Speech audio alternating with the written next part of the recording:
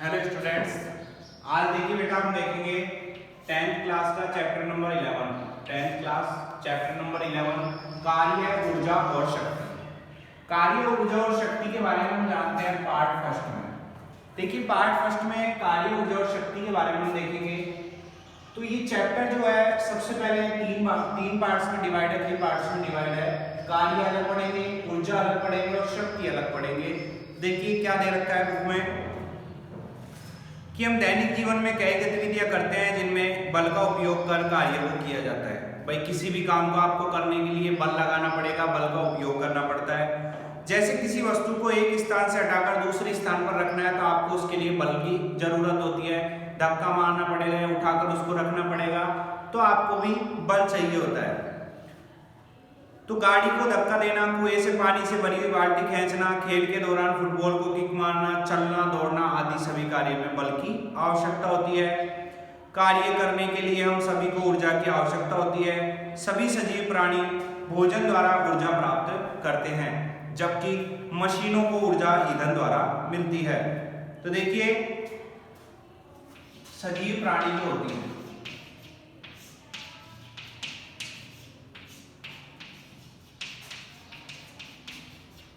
वो तो भोजन द्वारा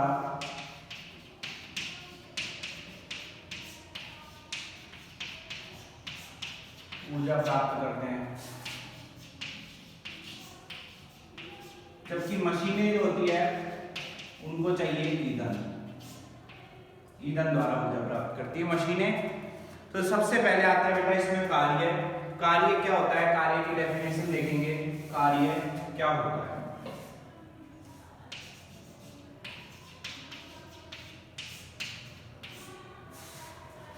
बल का उपयोग करके किसी वस्तु की विराम अवस्था में परिवर्तन करना।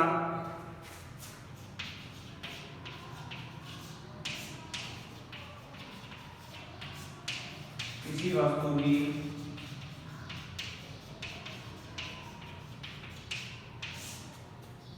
विराम अवस्था में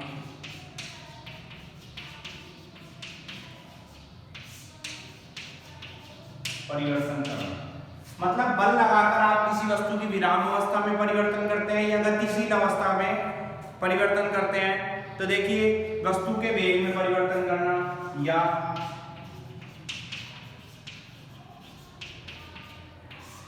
गतिशील वस्तु के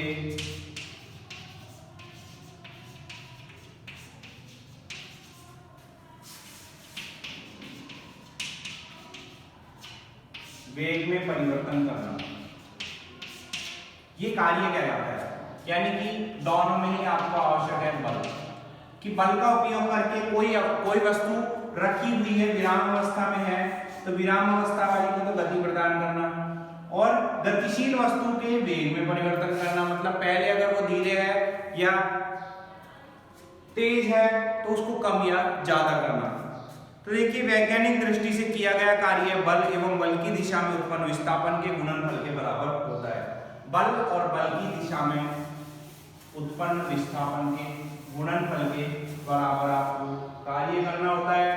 तो देखिए वैज्ञानिक दृष्टि से किया गया कार्य बल एवं बल की दिशा में उत्पन्न विस्थापन, कार्य बराबर बल गुणा बल की दिशा में विस्थापन। तो बेटा देखिए बल हो गया F, ठीक है, F हो गया बल, कार्य हो गया W और विस्थापन को हम S से इंडिकेट करते हैं। तो कार्य बराबर यानी W बराबर बल यानी F गुणा बल की दिशा में विस्थापन, विस्थापन को S से बताते हैं। इसके लिए हम एक एग्जाम्पल देखते हैं।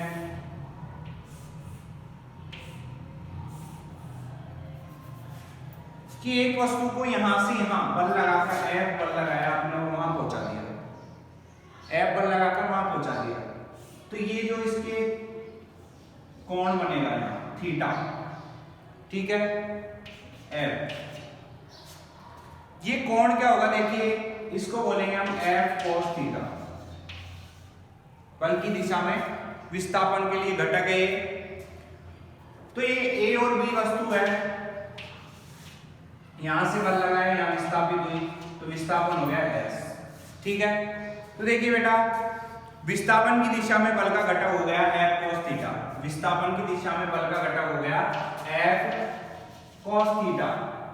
एफ कॉस थीटा बल का घटक हो जाता है, घटक एफ कॉस थीटा। तो देखिए बिंदु ए पर रखी किसी वस्तु पर बल एफ इस तरह लगाया कि वस्तु का विस्थापन भी तक होने में बल की दिशा वस्तु के विस्थापन की दिशा से थीटा कोण बनाती है। यानी कि बल की दिशा वस्तु के विस्थापन की दिशा से थीटा कोण बना रही है। ठीक है, तो देखिए क्या होता है, तो W बराबर बल का विस्थापन की दिशा में घटक गुणा विस्थापन। तो W बराबर क्या हो गया F cos थीटा गुणा S, तो ये हो जाएगा यहां पर F S cos थीटा, और लास्ट में हो जाएगा W बराबर F डॉट S डॉट सदिश हो जाएगा, ये cos थीटा हटा देंगे और इनके ऊपर क्या लग जाएगा, सदिश का चिन्ह लग जाएगा। तो सदिश का चिन्ह क्यों लग जाएगा, क्योंकि ये दिशा की तरफ इंडिकेट कर रहे हैं, कहाँ जा रहे हैं। तो इसलिए कार्य एक अदिश राशि है एवं इसका मान धनात्मक अथवा ऋणात्मक हो सकता है। यदि बल या बल का घटक विस्थापन की दिशा में हो तो संपन्न कार्य धनात्मक होता है। अगर बल या बल का घटक विस्थापन की दिशा में होता है तो धनात्मक कार्य होता है। कैसा कार्य होता है बेटा, धनात्मक कार्य होता है। ये प्रश्न आ सकता है कि बल की दिशा में विस्थापन का घटक निकालकर बताइए। तो आप ये चित्र बनाएंगे, F cos थीटा लिखेंगे और नीचे ये इतना सा लिख देंगे, आपका बिल्कुल सही हो जाता है। आगे देखिए,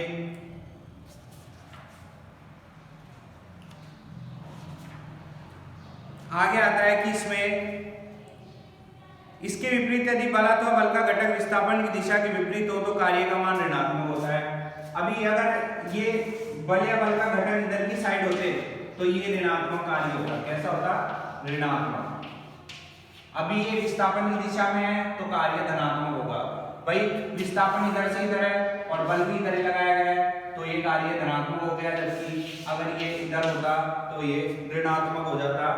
ये चीज आपको समझनी है।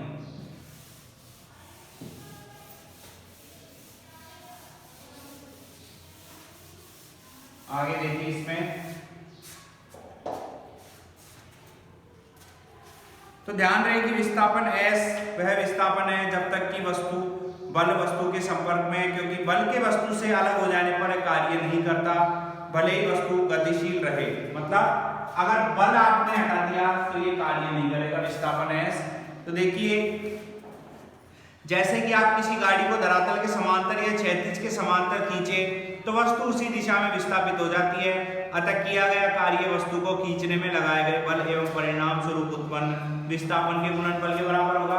बेटा ऐसा नहीं है जब तक आप उसमें बल लगा रहे हो तब तक वो चलती है, ठीक है, कार्य जब तक हो रहा है, और आपने बल हटा दिया तो मानते हैं कि उसमें गति है, चल रही है वो, पर जितना आपने बल लगाया कार्य उतना ही होगा। ये आपको ध्यान रखना है। आगे जाकर कहीं ना कहीं वो वस्तु स्टॉप हो जाएगी, जब तक जितना उसमें आपने बल लगाया उतना कार्य हो जाएगा। तो किया गया कार्य वस्तु को खींचने में लगाए गए बल एवं परिणाम स्वरूप उत्पन्न विस्थापन के गुणनफल के बराबर होगा। तो देखिए अब हम एक ऐसी स्थिति पर विचार करते हैं जिसमें कोई गाड़ी एक समान वेग से गतिमान है। यदि हम इस गाड़ी की गति की दिशा के विपरीत एक बल लगाएं तो गाड़ी थोड़ी दूरी पर जाकर रुक जाती है। इस अवस्था में वस्तु पर लगने वाला बल एवं विस्थापन एक दूसरे के विपरीत है, अतः दोनों दिशाओं के बीच 180 डिग्री का कोण बन रहा है। बेटा इस चीज को ध्यान रखना है। अभी मैंने आपको बताया था कि अगर विस्थापन की दिशा में बल लगाया जा रहा है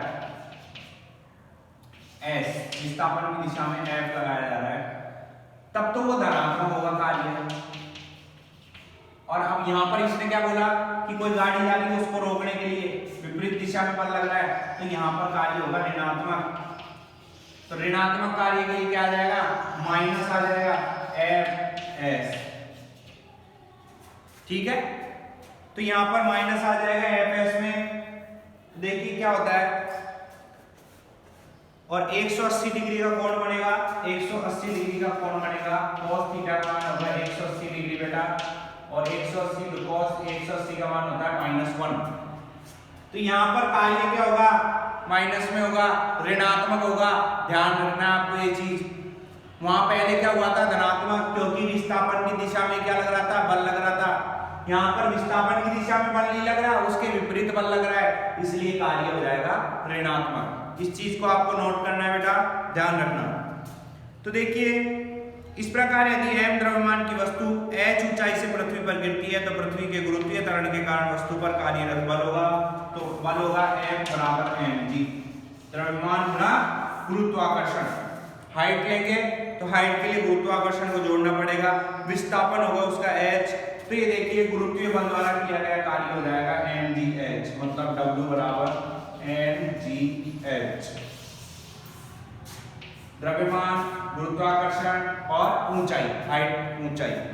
तो इस प्रकार से ये आपका यहाँ पर कार्य जो है वो बताता है। अब देखिए बेटा कार्य का मात्रक क्या होता है।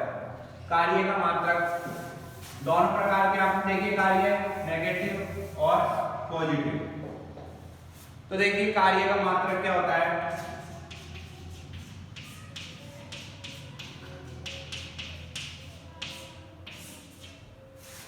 तो कार्य का मात्रक निकालने के लिए बल न्यूटन में, विस्थापन को मीटर में दर्शाया जाए तो कार्य का मात्रक जूल होता है। तो कार्य बराबर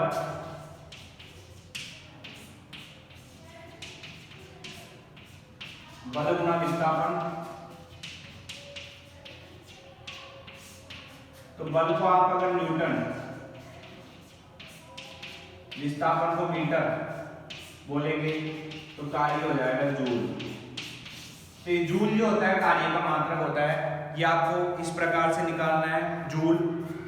तो 1 न्यूटन बल से किसी वस्तु को 1 मीटर विस्थापित किया जाए तो किया गया कार्य 1 जूल होता है। अगर आप 1 न्यूटन बल लगा रहे हो, 1 मीटर विस्थापन हो रहा है, तो किया गया कार्य क्या हो जाएगा, 1 जूल हो जाएगा बेटा, 1 जूल हो जाएगा किया गया कार्य। क्यों?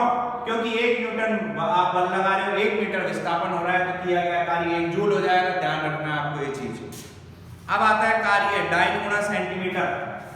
कार्य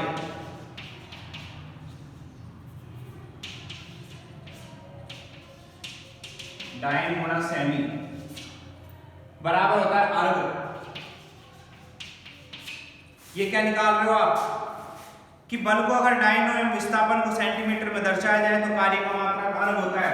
तो 2 प्रकार के मात्रक हो गए कि अगर बल को आप न्यूटन में लेते हैं और विस्थापन को मीटर में लेते हैं तो जूल हो जाता है कार्य का मात्रक। बल को अगर डाइन में लेते हैं, विस्थापन को सेंटीमीटर में लेते हैं तो कार्य का मात्रक अर्ग हो जाता है। ये चीज आपको ध्यान रखनी है 2। अब अगला टॉपिक आपका देखिए क्या आता है।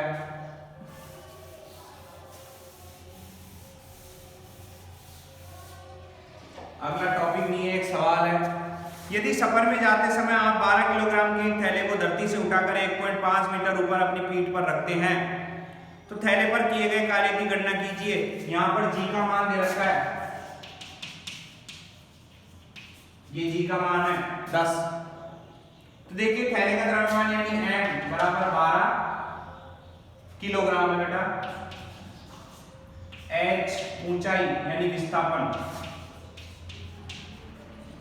भाई ऊपर उठा रहे हो, नीचे से ऊपर उठा रहे हो। मान लिया थैला है, इसको यहां उठाया आपने तो ये हो गया विस्थापन s, पर h बोलेंगे ऊंचाई होगी, ऊंचाई पे उठा रहे हैं तो 1.5 मीटर। तो बेटा कुछ ही नहीं है, कार्य बराबर Fs हो जाएगा, W बराबर Fs बराबर mgh। भाई ऊंचाई की बात करेंगे तो गुरुत्वाकर्षण और ऊंचाई जरूर आएगी, गुरुत्वाकर्षण और ऊंचाई जरूर आएगी। तो देखिए m का मान रख दो 12 गुणा g का मान रख दो 10 गुणा h का मान रख दो 1.5। सभी को जब आप गुणा करते हो तो आपके पास में आता है 180 न्यूटन मीटर, ये हो जाएगा 180 जूल। ये कार्य आ जाएगा इसके अंदर, 180 जूल का कार्य हो जाता है बेटा। इसी प्रकार से दूसरे नंबर का भी एक उदाहरण है, वो आप किताब से देख के करेंगे, आपको तुरंत समझ में आ जाएगा। यहाँ पर मैंने mgh को लिया, दोबारा समझ लो, क्योंकि हम बात कर रहे हैं हाइट की, ना कि समतल धरातल की। कार्य हो रहा है हाइट पे, नीचे से वस्तु उठाई जा रही है तो हाइट आएगी, एच आएगा, तो विस्थापन जो होगा वो एस होगा। ये वर्क आप साथ ही साथ करते जाना। इसके बाद में आता है बेटा कार्य खत्म हो जाता है आपका। तो कार्य खत्म होने पे जो है हमारा ये टॉपिक क्लियर है बेटा, एक एक टॉपिक क्लियर कर लेंगे हम।